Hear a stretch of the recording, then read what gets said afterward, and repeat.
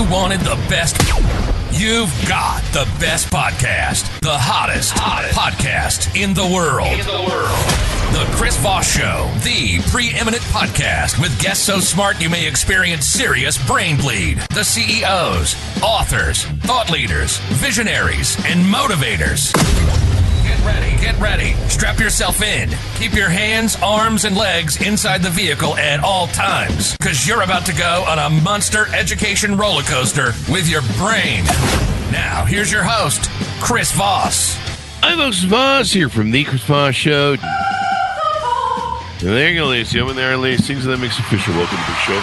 As always, the Chris Voss Show is a family that loves you but doesn't judge you, at least not as harshly as the rest of the world, because you're here to learn, grow, and make yourself better. You know the story. Go to goodreads.com/Chris Voss, LinkedIn.com/YouTube.com/Chris Voss, and Facebook.com/Chris Voss.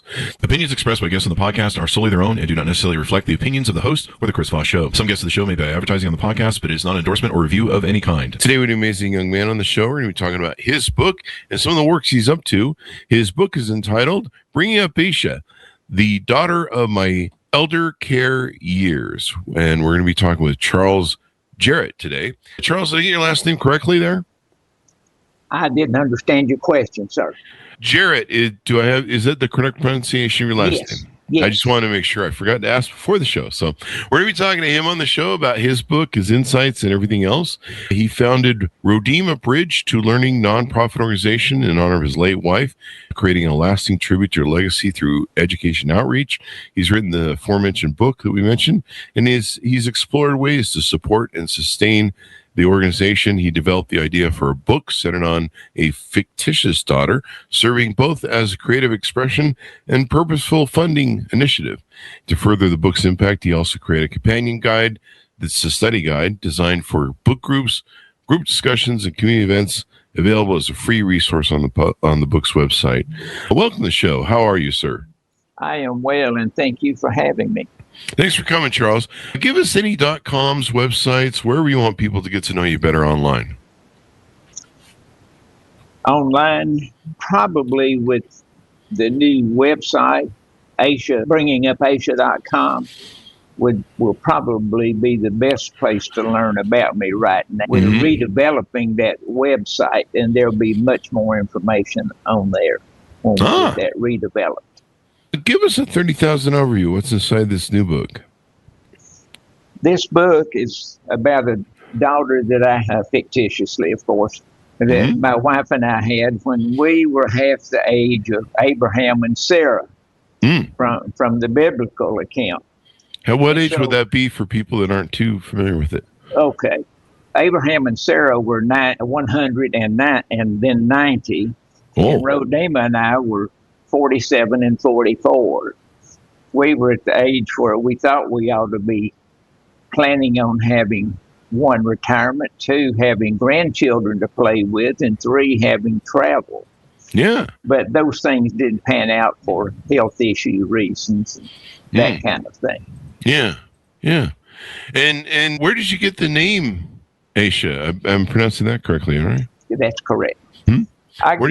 I got the name from a lady that I had met, and I really liked the name. And so I started researching the name to actually find out what it meant. And as I went online to find out some information about it, found that it basically means a life well spent. And the context of that is not that I had a life of luxury, but rather I had a life of service to my fellow man and God. And so I like that name, and I like the definition of that name. And so when I got the idea for the book and writing about a little girl, I went to that person and said, "May I use your name as my daughter's name?" And of course she agreed. And then also my daughter had to have a middle name. And so I had a nurse in my office that worked for me for 24 years, almost 25. And her name was Ramona.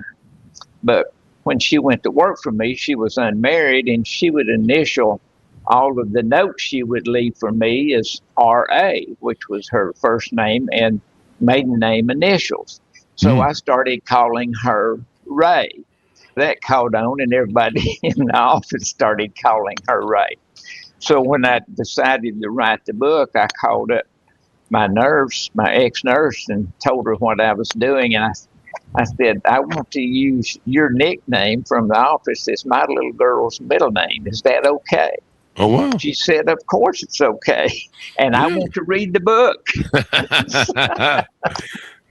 Got a free plug in the book. Yes. And we named her Aysha Ray Jarrett. And the Aysha that I knew that I borrowed the name from was also a nurse. And so she's named after two nurses. Oh, well, that's wonderful. That's very wonderful. And so tell us about the book. What is the I know we can't give away everything in a novel, but tell us a little bit about the character and maybe some of the things she's up to. As I thought about my little girl and how to start writing about her, I said, I can't start writing about her until I start writing and telling something about myself and how I met my wife. I have a bone condition called polyostotic fibrous dysplasia of bone. Oh, really? And it gave me a lot of handicaps and things that I could not do. And my orthopedic surgeon told my daddy, this boy needs to be trained for a sedentary desk job. And so vocational rehabilitation got involved. And of course, where I had gone to high school, everybody that went to college went to Middle Tennessee State University, MTSU, in Murfreesboro. Or they went to work in Chattanooga or Cleveland for one of the companies. I took the route of college and I started MTSU, but my interests were not in sitting down as I determined what my major would be. And so I decided I was going to be a biology major with a secondary education minor, and that I would wind up being a school teacher like most everybody else I went to school with. Well, while I was at MTSU, here comes along a really good-looking girl that caught my eye. And over time, of course, she was about 3 years behind, 2.5, 3 years behind me in school. But over time, we got closer together. And then after I had finished my first year of full-time graduate work at MTSU, I was recruited to help open up a new school in Atlanta, Georgia, a new Christian school, Greater Atlanta Christian School. So I went to work as a teacher in that environment, and then I was finishing up my master's work during the summers. And so Rodema and I would correspond back and forth while I was in school. When I had a chance to come in, of course, I would go see her. And then we would be able to be together more in the summertime. So the second summer that I was working on my master's degree, I told Rodema that I thought we ought to get married. And she said, when? I said, before I go back to school, to teach school in August. And so she had a short time to plan a wedding, and we got married. She lacked 2 classes having her BS degree with a major in biology. And so she gave that up, married me, moved to Atlanta with me. And then about 6 months later, she was pregnant. When the school year was over, we moved back to MTSU and finished up my master's degree. And she still didn't have a chance to go back and get her other 2 classes so she could graduate. And so when I graduated with my master's degree, we loaded up a U-Haul and moved to Memphis and started my medical training. And so she gave up a lot. When you look back and think about it, she gave up a lot to marry me. She gave up her college degree. She gave up any career intent that she might have had. and married me, and then supported me as I went to medical school and then through postgraduate training for 3 years. And so she was, I look at her as being more of a servant-minded person, because she loved me enough to give up certain things and to work and support us as a family. Well, that's really wonderful. So now, after she's gone, I want to try and honor her in some way. Yeah. Yeah. And I mean, you loved your wife. How long were you guys together, married? We were married 55 years and 1 week. Wow. Wow, 55 years. That is just amazing. And what a great homage to her. Now, in the book, basically what we talked about in your bio is that you wanted to do the rodema-to-learning.com, and on there people can donate. Tell people what they can do on that website there. On the website, we're trying to show that we offer financial aid to people who are struggling to be able to go to school. And now is that college or any school? Nursing school. Nursing school, okay. Nursing school. As Rodema was in the nursing home the last 4 years of her life, and I was there every day that COVID didn't keep me away.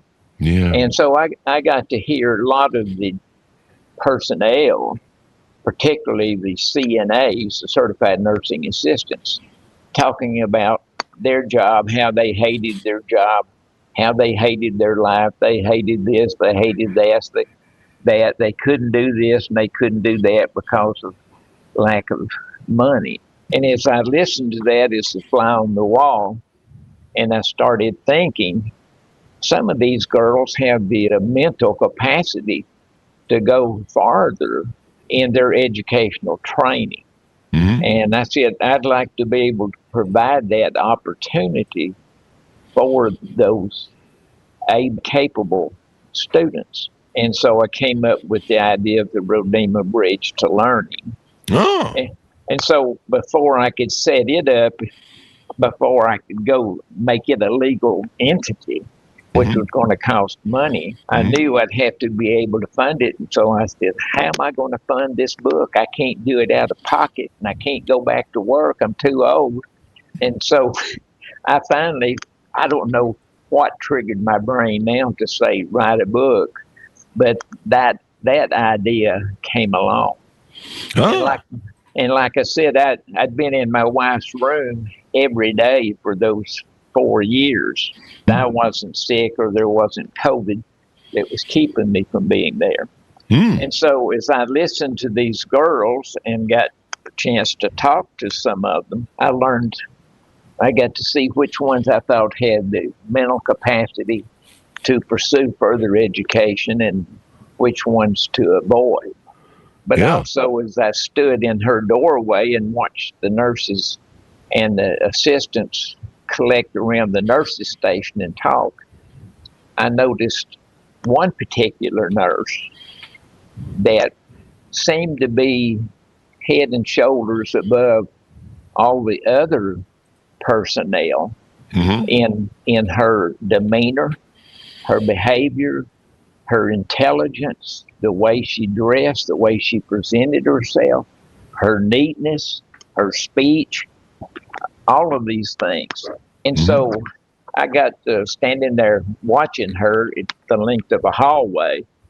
And as I watched her and thought about it, and with the idea of a book, I said, Rodema and I never had a daughter. Oh. But if we had a daughter, this girl would be my daughter. Oh. Because this is the way we would have raised her. And so that gave me more fuel to think about raising a daughter and training her to be the best person she could be at whatever profession she chose. And of course, being my daughter, she was going to be in the medical profession. That's although none of my sons are. And now it's rooted in Christian values, as themes of parenting, love, and discipline through real life experiences.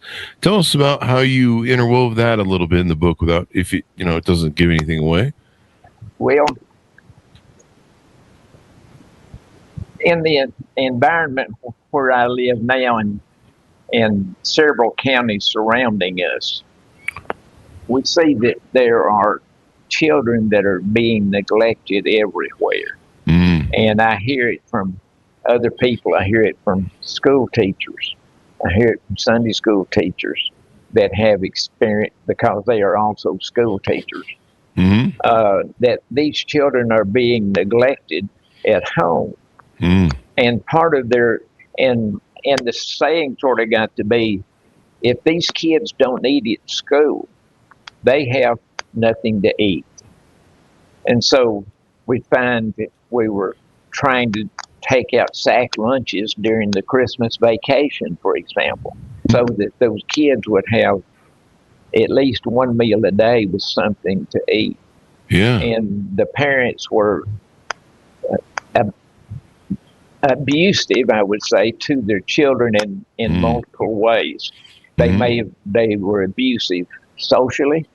They were abusive mentally, sometimes abusive physically, and abusive in their personal neglect of their children, and their laziness, which would not let them work, and they always were reaching out for a handout to support their drug, alcohol, and tattoo habits. Yeah. And I didn't like that. And then in the wintertime, we'd have kids that for Christmas would be asking for a sheet to go on my bed, or a blanket to help keep me warm, or a pillow, that kind of thing. And so multiple forms of abuse that were going on of the children, not necessarily being beaten always, but sometimes that would be the case. And so I said, my little girl is not going to be raised to know that kind of a life. Yeah. I want her to be raised by a mother and father who believe in God, who believe in the Scripture, who teach her about God and the Scriptures, and teach her right and wrong. And when she does something that's wrong, we correct her. But it was not always with physical correction. It may have been a situational behavioral correction. And I'll give you one example. My wife had lots of health problems, so she couldn't always go with us to Bible study or Wednesday night Bible service. And so one Wednesday night, it was my assignment to lead the congregational singing. I didn't have Redeemer to keep my little girl, Aysha.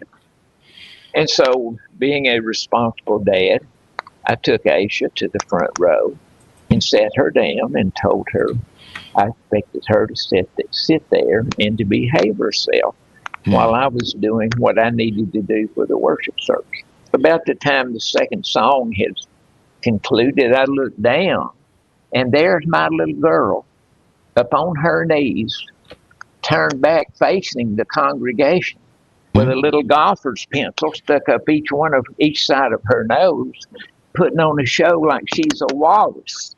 Oh, and that was totally embarrassing. Of course, everybody was laughing at her. But as I took care of her, I sat there with her. I escorted her to her Bible class. When her Bible class was over, I picked her up and escorted her to the car. And we had a conversation about the fact that I loved her and I trusted her to do what I told her to do. And she had violated my trust that I had placed in her. And with the fact that she loved me and I loved her, that had a big emotional play with her, that Daddy trusted me and I've not lived up to what he wanted me to do. And so she was very sad about that. And so I felt like that was adequate corrective discipline for what she had done, rather than being physical with her. Yeah. I mean, if they recognize, I remember my teenagers of a gal that I dated once, he would act out and say stuff, and he would kind of blurt stuff out, and then he'd have this look on his face like, did I just say that? Oh, wow, I didn't mean to say that. It was kind of funny because he would kind of correct himself, because you could just look at him sternly and be like, okay, so you recognize that was a dumb thing to do. And so it was really handy that way, because, you didn't really have to punish him, because he recognized the problem. And, and a lot of times when they're in that mode, they're just trying to find themselves. And so they're trying to figure out their ego and who they are and stuff. So, yeah. Sometimes punishment is corrective instruction rather than physical. And I mean, I'm not saying don't do physical correction, but don't be abusive and beat the child or injure the child in doing that. And also look for other ways to accomplish the same goal that's meaningful to the child, so that child still knows Daddy loves me. Mama loves me.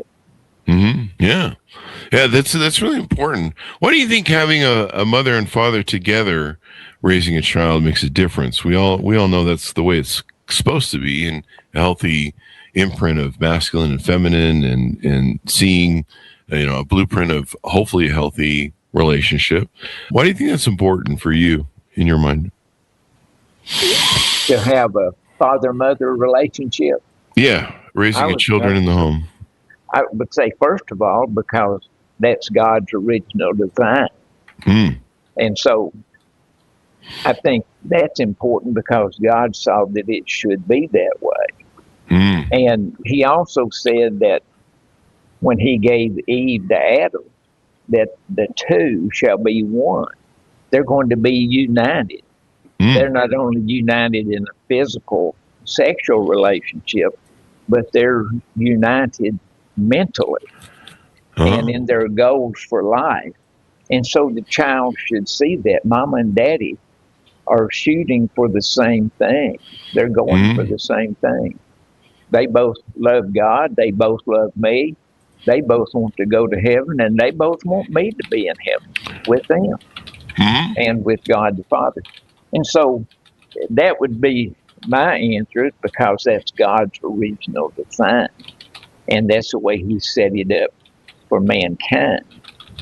And he said in the book of Hebrews chapter 13 about verse 4 that marriage is honorable in all, among all, and the marriage bed undefiled, but adulterers and whoremongers God will judge. And so he showed that he gave that instruction there in Genesis chapter 2 when he made the man and the woman. And then in the New Testament, the Holy Spirit's continuing that same instruction, that it's one man, one woman for life, and they should be united. And I say that's also important, because as the Apostle Paul was instructing about the marriage relationship, and he used that marriage relationship to illustrate the relationship of Jesus Christ and his church, which he calls the bride of Christ. And so he shows that relationship. And then as you go through that chapter, you see he's giving instructions how the man is to love his wife even as much as Christ loved the church and gave himself for it. Christ died for the church. So am I as a husband willing to die for my wife? So he gave those instructions for how the man is to live. And then he concluded those instructions in that chapter. He said, and the wife is to reverence her husband, to highly respect her husband, and also respect of her husband. But as I look at that, I say, God's already laid the foundation for why this woman should respect that man to whom she's married, because he's told him how much he should love her as his wife. And it's just like Christ loved the church. It's the same kind of relationship. And so I think the husband-wife relationship is important because God made it that way and said it's important. I can see that. Yeah, the masculine and the feminine, the effect on children makes all the difference. The blueprint that's laid down. So, what are some other questions I should ask you about your work and what you're doing with the foundation and what you're doing with promoting the book? I know you have a special study guide on the website. If you want to maybe tell us about that. Yeah, I just finished that just a few weeks ago, and before I set up the website, bringing up so I could put it on there. But the purpose of that study guide, hopefully, is for people to read the book and then look at the series of questions that I asked to try to make them think a little bit about the material that's in the chapter. And that study guide is up there, available to be read chapter by chapter, or to be downloaded for free, chapter by chapter, or the whole study guide can be downloaded. But it's for the purpose of trying to promote the teaching that's in the book. Some of the teaching that's in the book is a little subtle. It's by inferences and scriptural inferences rather than direct quotations of scripture. But the principles of scripture are still there. And so I tried to draw that attention out as people are reading the book and ask the questions to get them to talk about that. And then I'll give them some other scriptures to read to help answer the question. So as we round out, anything more I should be asking you about what you're doing there? I'm trying right now, spending all my time trying to promote the book and doing all the interviews that I can, and trying to promote the book because I need the revenue or the royalties from the book as a source of finance for the Redeemer Bridge to Learning. Right now, I've been having to finance that out of pocket, and the donations that come in either with the sale of the individual books or that come in from online. But basically, it's been an out-of-pocket endeavor. To report, I have one student who was a CNA who will be graduating this spring. In fact, maybe the end of this month, that she'll be graduating and able to go to work. That's wonderful. Yes. And then my second student, who's currently an LPN, I had been working on almost the whole time Redeemer had been in the nursing home, telling her that she needed to be an RN, that she had the mental capacity and the ability to do that level of work. Oh, wow. And she said, someday I will. And finally, last summer, that day came, and she started her online prerequisites to qualify for entrance either into an RN program or into a Bachelor's of Science in Nursing degree, which would be full 4-year college degree. Oh, wow. So I've encouraged her to do that, and I've been helping to fund her through the Redeemer Bridge to Learning with out of pocket funds. That's wonderful. That's wonderful to see it working and put to the test. And people how can they donate again? Online on the Redeemer Bridge to Learning. That will be the address, which will be 721 Rushing Wind Lane, Spencer, Tennessee. Checks made out to Redeemer Bridge to Learning. And they can donate and mail those in, and they'll be deposited with their return address available. I can send them a receipt for that donation. Sounds good. This is wonderful. This is wonderful what you have going on here and all the things you're doing. You want to give out the other website that you have, I believe. So we got redeemabridgetolearning.com. And then what was the other website? Bringingupaysha.com. Bringingupaysha.com. That's for the book. One's for the website and one's for the book. So thank you very much, Charles, for coming on the show. We really appreciate it. I appreciate you having me, Chris. Thank you. And thanks for tuning in. Go to goodreads.com/Chris Voss. Order up his book wherever fine books are sold, called Bring Up Aysha, the daughter of my Eldercare years. Thank you for tuning in the show, folks. Go to goodreads.com/Chris Voss, linkedin.com/Chris Voss, youtube.com/Chris Voss, and facebook.com/Chris Voss. Be good to each other. Stay safe. We'll see you guys next. You've been listening to the most amazing, intelligent podcast ever made to improve your brain and your life. Warning, consuming too much of the Chris Voss Show podcast can lead to people thinking you're smarter, younger, and irresistible sexy. Consume in regularly moderated amounts. Consult a doctor for any resulting brain bleed.